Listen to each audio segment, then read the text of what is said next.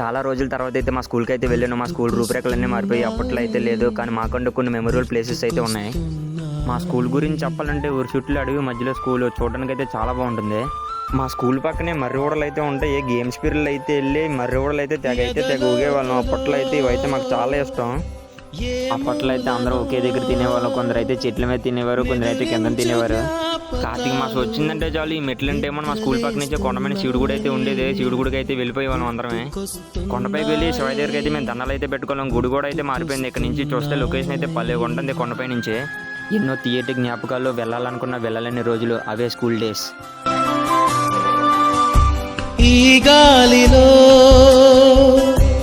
ఏ మమతలో